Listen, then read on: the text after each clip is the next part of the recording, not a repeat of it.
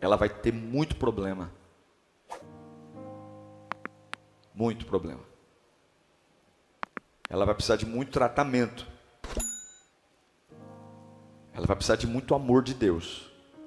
Porque a rejeição é terrível. Uma mulher rejeitada por um marido rejeitado por uma esposa, é algo terrível. Porque a rejeição tira de você o valor.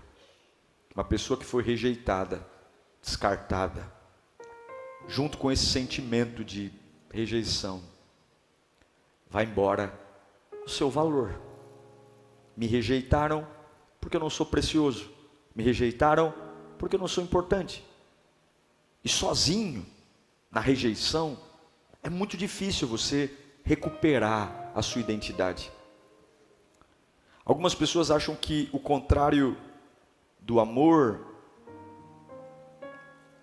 é o ódio, mas não é. O ódio e o amor caminham muito próximos.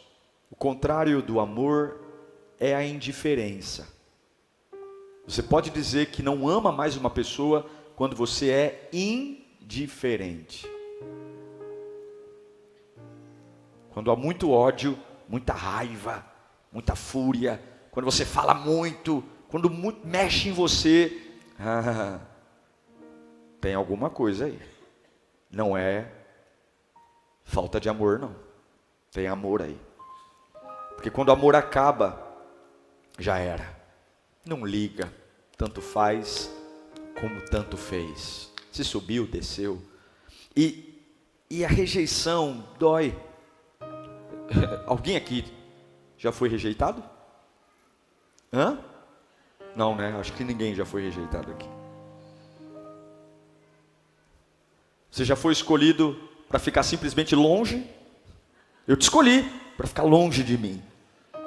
Eu te escolhi para eu não olhar na sua cara.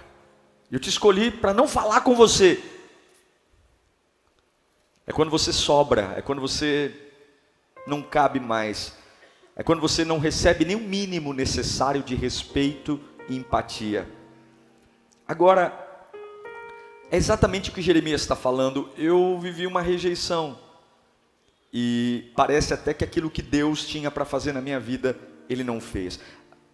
Mas você não pode desanimar na guerra.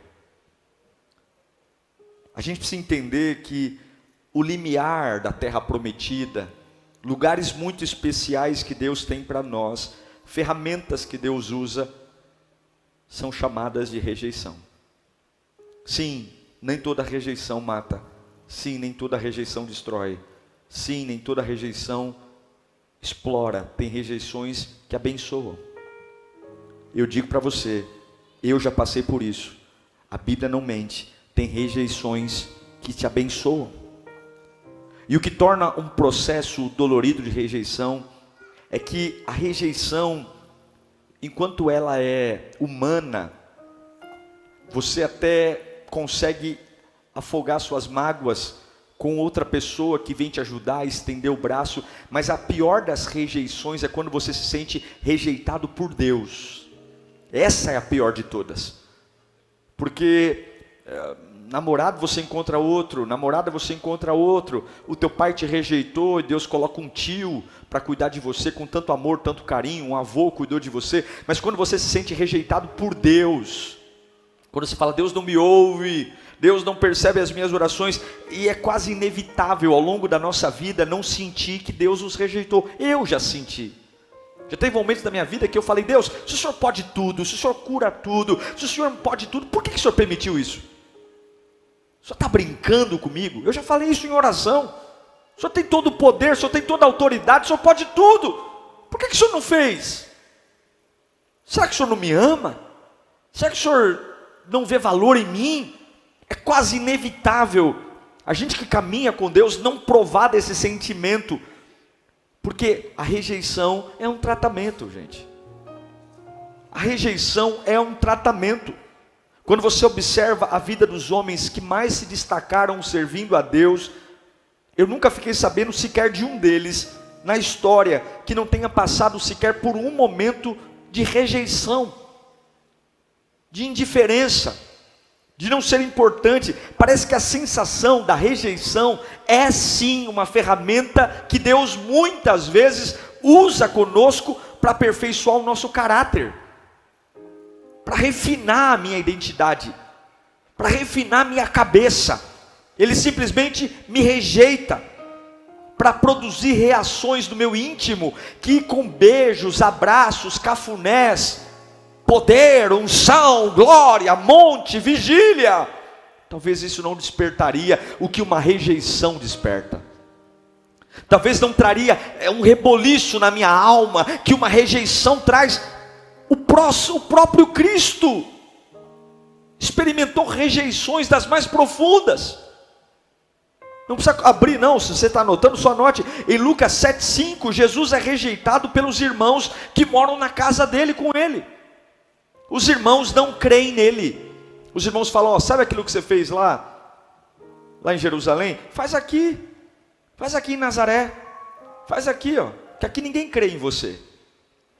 Dá seu show aqui, multiplica pães e peixes aqui. Os próprios irmãos, e é por isso que Jesus vai dizer que o profeta não tem honra na sua própria casa. Por que Jesus vai fazer milagres na Galileia, em Cafarnaum? Porque na cidade que ele nasceu, cresceu e conviveu, todo mundo só via Jesus como filho do carpinteiro, e filho do carpinteiro não tem nada de bom, ele já era o Messias. Os milagres de Jesus só aconteceram fora da sua terra natal. Ele foi rejeitado. Jesus foi rejeitado pelos vizinhos, lá em Marcos 6, do 1 ao 6, pessoas que moravam ao lado. Mas não é esse o Jesus, filho do carpinteiro? Mas não é esse o filho do Zé? É como se falasse, não dá para crer nesse camarada, não dá para ouvi-lo. Jesus foi rejeitado por um dos 12. Ele só fez coisas boas, ele só amou, deu destino, mas Judas estava lá.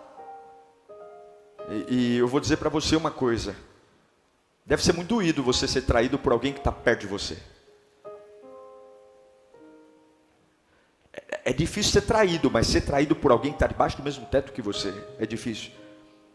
Jesus foi rejeitado pela sua nação. Em João 1,11, diz que ele veio para os seus, mas os seus não receberam. A nação de Israel, até hoje, estava lá Israel agora, os judeus estão esperando o Messias.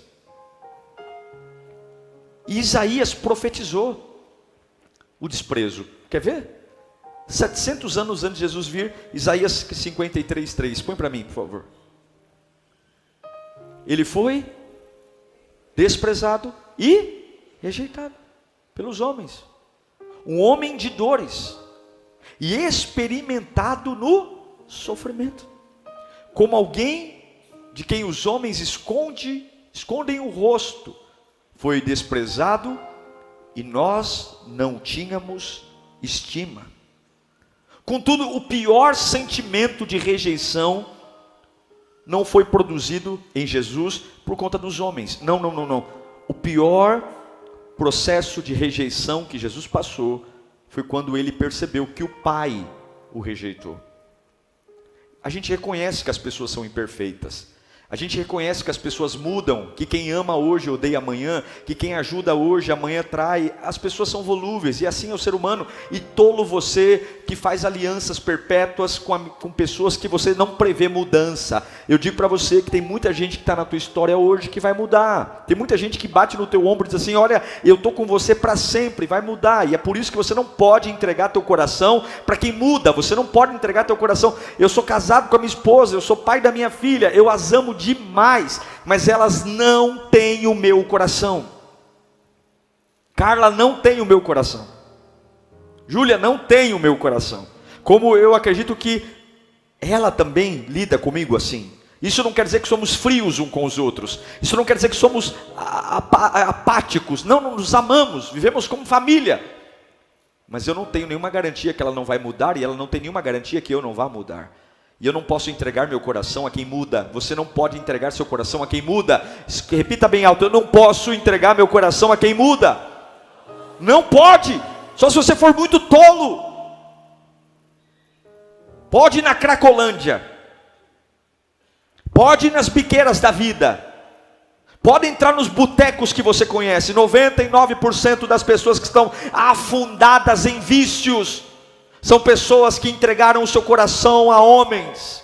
E quando essas pessoas mudaram, não sabiam mais como se alimentar, porque a providência havia de um ser humano, e iguais não se sustentam. Agora, quando o marido rejeita uma esposa, é uma coisa. Quando uma esposa rejeita um marido, quando um filho rejeita um pai, quando um pai rejeita um filho, mas e quando parece que Deus nos rejeitou? Para onde a gente vai? Para onde você vai? Quando parece que Deus rejeitou você, quando você sente que as suas orações não são ouvidas, quando você sente que o seu louvor não passa do teto da igreja, quando você sente que todo mundo é abençoado, mas você não, quando você percebe que todo mundo tem força, mas você está sempre pelas rabeiras da vida. Jesus suportou bem toda a rejeição que ele sofreu, só teve uma rejeição que ele não suportou. Eu repito para você, todas as rejeições humanas, rejeição dos irmãos, rejeição dos vizinhos, rejeição de Judas, rejeição de Israel, todas essas rejeições, Jesus ficou de boa. Todas elas. Ele ficou como ovelha muda. No entanto, teve um único momento, um único instante, em que Jesus não ficou calado. Foi quando na cruz, ele deu um grito. A Bíblia diz que ele bradou. Teve um momento só que ele perdeu a postura. Teve um momento só que ele saiu daquela estrutura pacífica, aquela estrutura de cordeiro manso. Mateus 27:46. E ele vai gritar. Por volta das 3 horas da tarde, Jesus bradou em alta voz: Eloi, Eloi, lama sabachthani, que quer dizer: Deus meu, oh meu Deus, por que me abandonaste? Você não vê Jesus gritando quando os discípulos o abandonam. Você não vê Jesus gritando quando os irmãos de carne os rejeitam. Você não vê Jesus dando um grito quando a nação de Israel o ignora completamente. Mas ele brada, ele grita quando ele tem a sensação de que Deus, o Pai, o abandonou. Isso é um desabafo da alma. Ele está dizendo: essa rejeição não, essa sensação não. Espera aí, os homens tudo bem, mas o Pai não. Eloi, Eloi, lama sabachthani, meu Deus, por que me rejeitaste? Por que me abandonaste? Porque toda rejeição humana, ela pode ser suportada, mas uma rejeição divina não dá. Uma rejeição divina, quando parece que você é rejeitado por Deus, não tem consolo em nada. Você não dorme bem, você não come bem, você não anda bem. Meu irmão, olha, quando você sente que Deus te rejeitou, não tem como, você não fica bem em lugar nenhum. Você muda de emprego, você muda de namorada, você muda de vida, não tem como. Agora a pergunta é: por que Deus permite esse sentimento? Por quê? Por que Deus, que me ama tanto, permite momentos que eu vou gritar como Jesus: meu Deus, por que me abandonaste? Meu Deus, quantas semanas silenciosas, quantas semanas que eu estou esperando uma palavra e não vem nada, quantas semanas que eu estou esperando um alívio e não vem. É pancada atrás de pancada, e aí eu vou orar e não me renovo, eu vou clamar e não me renovo. Sabemos que o nosso Deus dá asas à águia e faz voar. Sabemos que Deus quer que a gente cresça. Mas uma das coisas que eu pensei ontem, está comigo aí? A rejeição, ela sempre vai fazer parte de uma vida cristã. E nessa hora, Deus aproveita para produzir em nós coisas que naturalmente não viriam. Eu quero ler para você Hebreus capítulo 5, versículo 7. Vai falar um pouco da rejeição de Jesus. Por que o Pai permitiu o Filho sofrer a rejeição? Por que o Pai teve que, no momento de cruz, Jesus foi ovelha muda, ele não perdeu a paciência diante de Pilatos, ele não perdeu a estribeira diante de Herodes, mas no abandono Jesus brada: Hebreus 5, 7. Durante os seus dias de vida na terra, Jesus ofereceu orações e súplicas em alta voz e com lágrimas. Aquele que o podia salvar da morte, sendo ouvido por causa da sua reverente submissão. Embora sendo filho, ele aprendeu a obedecer pelo meio daquilo, deixa o texto, o que fez ou o que ensinou Jesus a obedecer? Aquilo que o fez sofrer. Está o texto, continua. E uma vez aperfeiçoado, onde ele foi aperfeiçoado? No sofrimento. Uma vez aperfeiçoado, tornou-se fonte de salvação eterna para todos os que lhe obedecem. O que o autor aos Hebreus está dizendo? Que a condição humana de Jesus passou por um tratamento que o ensinou a obedecer diante de tudo aquilo que ele sofreu. Você consegue imaginar isso? Jesus Cristo aprendeu obediência pelas coisas que ele sofreu, inclusive a rejeição. É isso que o autor aos Hebreus está dizendo. Jesus era Deus, se fez homem, e ele precisava passar por tudo que passamos, ele precisava enfrentar tudo que enfrentamos, e a Bíblia está dizendo que o que ensinou ele foi o sofrimento. O sofrimento abençoou Jesus, a rejeição forjou em Jesus obediência, e essa obediência abençoou a todos que estavam à sua volta, ao ponto de que ele se tornou caminho de salvação. Em outras palavras, Jesus estava em momentos de conflito, que parecia abandonado por Deus, mas o Evangelho de Mateus declara que a sua alma estava cheia de tristeza e morte. Sim, ele não teve alegria em passar por esse crescimento. Ele sofreu a indiferença do Pai, a rejeição do Pai, a angústia e a tristeza não produzem nenhum outro sentimento a não ser abandono e solidão e rejeição. Mas a Bíblia diz que o Cristo, o homem, não o Cristo Deus, mas o Cristo homem, foi aperfeiçoado na rejeição.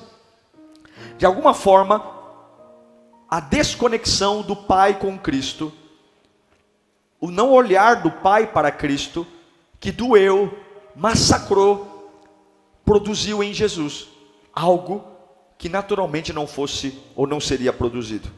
Aí você diz, tá pastor, o que isso tem a ver comigo? Tem a ver que quando Deus nos leva para um lugar de rejeição, Ele quer produzir em nós a mesma coisa que produziu no seu filho, crescimento. Para nós, rejeição, expulsão não é sinal de morte. Para nós, rejeição é crescimento. Aí você diz para mim, pastor, isso não entra na minha cabeça. Porque eu penso que quando a gente é amado, a gente cresce.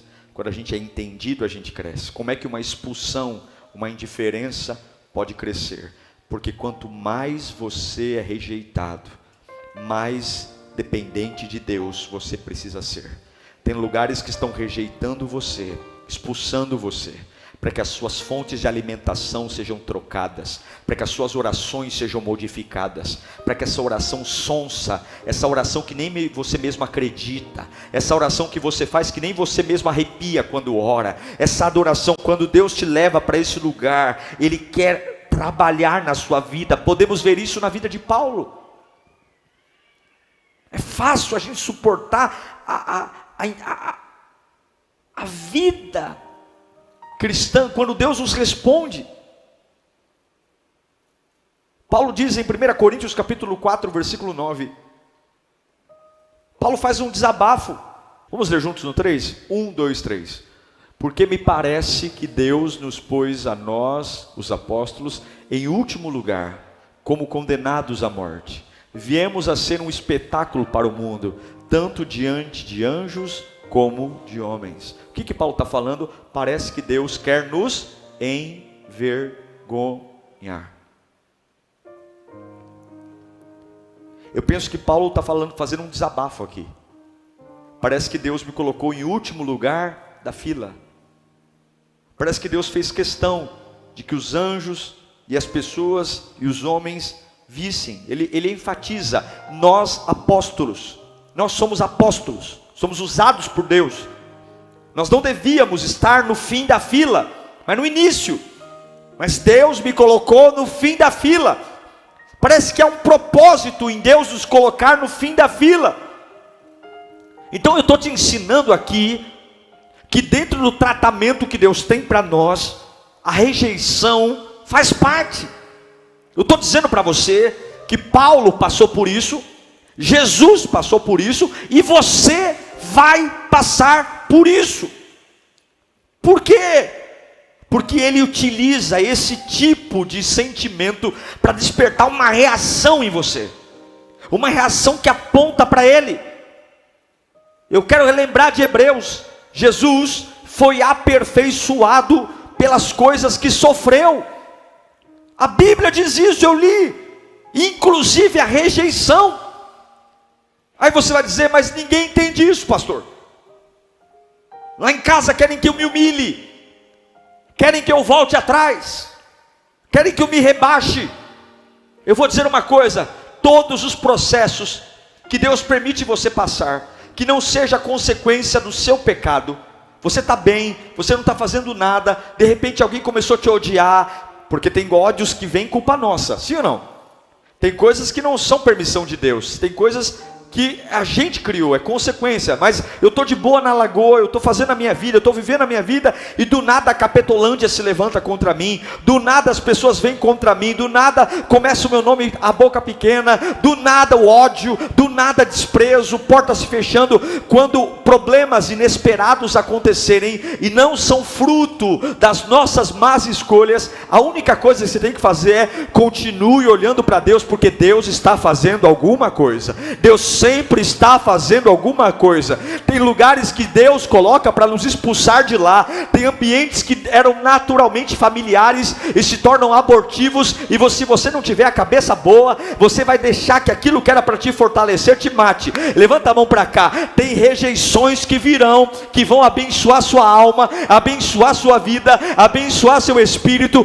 Tem bênçãos que virão, não de unções com óleo, mas tem bênçãos que virão de portas fechadas, de pessoas que vão odiar você, e você vai dizer: Eloi, Eloi, Eloi lama sabachthani, por que o Senhor me abandonou? E Deus vai dizer: continue fazendo o que eu pedi para você fazer, que eu estou despertando coisas que naturalmente não seriam despertadas. Eu vou trazer coisas que naturalmente não viriam.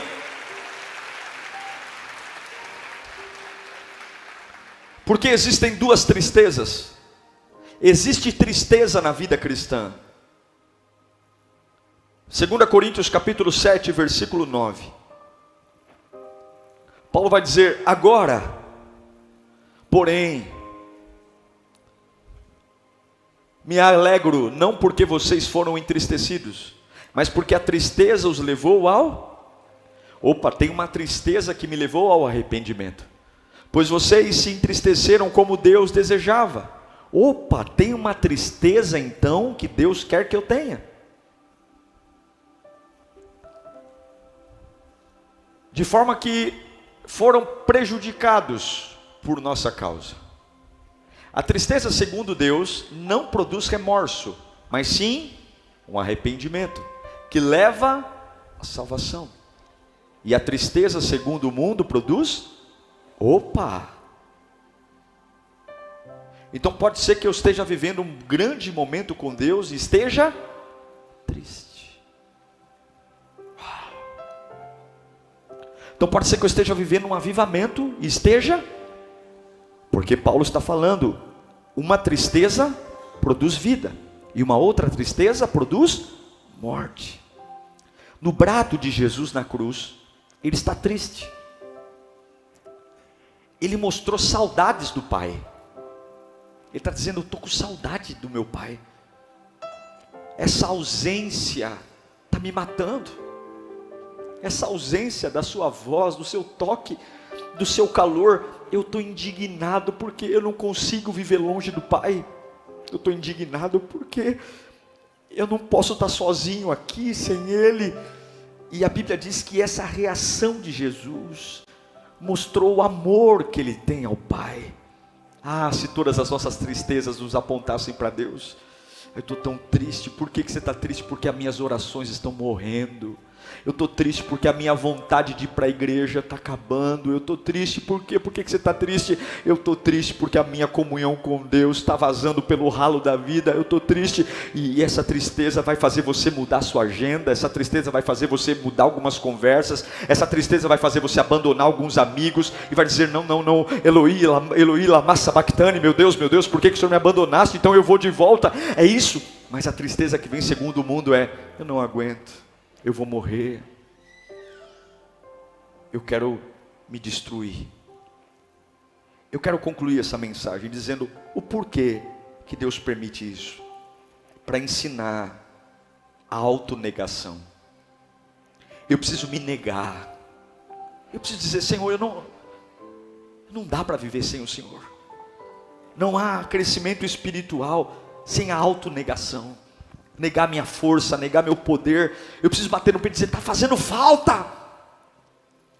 Está fazendo falta aquele calor que eu sentia, aquela vontade de servir na igreja, aquela vontade de pregar o evangelho para toda criatura, aquela vontade de acordar pela manhã, soltar o louvor no rádio, e ao invés de ficar dizendo: eu tenho um trabalho, eu tenho que ir para eu tenho que pegar ônibus, eu tenho que ir metrô, eu levantar dizendo: obrigado por estar vivo, obrigado por o Senhor me dar um emprego, obrigado por eu ter minha família. Paulo declarou em certa ocasião que ele orou 3 vezes para Deus tirar um espinho da carne dele, 3 vezes, põe para mim 2 Coríntios 12, 7, 2 Coríntios 12, 7, e essa aparente rejeição, e para impedir-me que eu me exaltasse por causa da grandeza dessas revelações, foi me dar um espinho na carne, um sofrimento, e uma mensageira de Satanás para me atormentar. Por 3 vezes roguei ao Senhor que tirasse de mim, mas Ele me disse: você vai sofrer, e meu propósito é esse, porque a minha graça é suficiente a você, pois o meu poder, onde é que se aperfeiçoa? Falando em línguas no monte? Não, que coisa maluca, o meu poder se aperfeiçoa na sua fraqueza, Paulo. Portanto eu me gloriarei ainda mais alegremente em minhas fraquezas, para que o poder de Cristo repouse em mim. Eu quero dizer que o poder de Deus continua sendo invisível a muitos olhos humanos, mas diante daqueles que, diante das rejeições,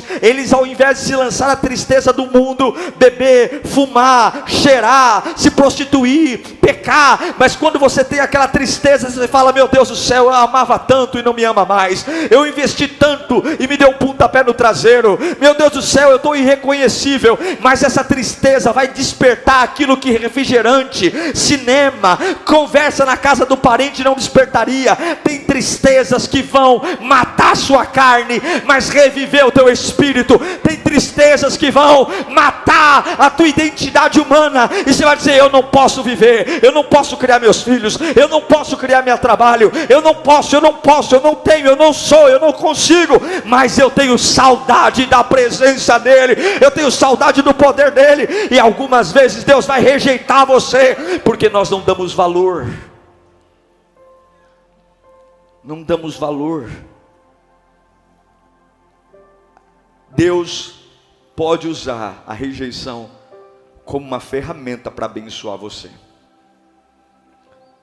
Deus pode abençoar você através dessa ferramenta invisível. Mas Ele deixou uma promessa: eu estarei contigo todos os dias, até a consumação dos séculos. Quando parecer que Ele te rejeitou, lembra que Ele prometeu que Ele nunca te deixaria e nunca te abandonaria. A rejeição de Paulo foi rápida, a rejeição de Jesus foi rápida. E no domingo pela manhã, as 2 mulheres foram ao túmulo perfumar o corpo do rejeitado, mas o rejeitado estava vivo, revestido de glória, triunfante, Senhor dos senhores, Pai da eternidade, Príncipe da paz. Emanuel, Deus conosco, único, fiel e verdadeiro, porque tem rejeições que vão abençoar você. Eu não sei o que você está vivendo, mas tem rejeições humanas e rejeições divinas que vão te dar um caráter de servo aprovado de Deus. Deus está limpando a sua vida, Deus está limpando você de lugares, Deus está limpando você de ambientes, Deus está fazendo o desespero bater forte na tua alma, para que você caia a ficha e diga: eu estou me negando para viver a vontade gloriosa de Jesus. Ei, pastor Diego, eu estou chegando na igreja aqui quebrado hoje, mas eu tenho saudade daquele dia que o Senhor me pegava e me enchia, e de repente na hora do louvor você se entrega como nunca se entregou, e aquela rejeição que aparentemente ia te destruir, ela te forja, porque você foi aperfeiçoado no sofrimento. Agradeça a Deus pelo sofrimento que você está passando hoje. É Ele que vai deixar você ser menos besta, é Ele que vai deixar você ser menos sonso. Graças a esse sofrimento você está perdendo a sua ingenuidade, aquela ingenuidade, todo mundo pisava em você. Graças a esse sofrimento você está parando de ser mulher de malandro que apanha na cara e fica calado. Deus está fazendo você sofrer para despertar um caráter aprovado. Deus está rejeitando você para que quando você venha para a igreja não fique aqui com cara de sonso, olhando para cima, vendo defeito na parede, porque enquanto muita gente está falando da parede preta, o diabo está matando e destruindo tua família, e você está em guerra. Está na hora de ser rejeitado para amadurecer, está na hora de ser rejeitado para aprender, para parar de flertar com o pecado, parar de flertar com o maligno, parar de brincar de crente. Deus vai dizer: anda um pouco sozinho aí, para você ver que você não pode, para ver que você não é, para ver que você não tem, e quando a ficha cair, lembra de mim, vem miudinho, ajoelha na minha presença, que a minha graça vai te sustentar. Deus vai agir na sua vida. Aleluia, aleluia, aleluia. Curve a sua cabeça, feche os seus olhos, que a rejeição nos abençoe. Você tem duas escolhas: essa tristeza ser a tristeza do mundo e você beber, fumar, desviar, ou você se arrepender. Ou você se arrepender e dizer: Senhor, eu estou voltando para a tua presença. Eu estou com vergonha. Eu estou com vergonha de como a minha vida cristã empobreceu. Eu estou com vergonha porque eu dei mais valor para uma rejeição humana do que para uma rejeição divina. Eu não estou nem aí que a minha oração morreu. Eu estou preocupado porque o meu namorado não me liga. Eu não estou nem aí porque a minha vida espiritual está morta. Eu estou preocupado porque a pessoa que eu estou querendo ter relacionamento, ela não lembra de mim. Tolo. Entregue seu coração a alguém que muda e será infeliz para sempre. Tola. Entregue seu futuro a alguém que você não tem domínio e verá a ansiedade e a depressão torturando os seus dias. Tolo. Confie no homem e seja amaldiçoado. Tola. Confie em pessoas e seja infeliz por todos os seus dias. Maldito é o homem que confia no homem, mas feliz é o homem que faz do Senhor a sua força. Deus está te rejeitando para você voltar a ter temor na presença dEle. Deus está te rejeitando para você, quando chegar numa casa de oração, antes de servir, pedir perdão pelos seus pecados e não passar peroba na cara e servir como se nada tivesse.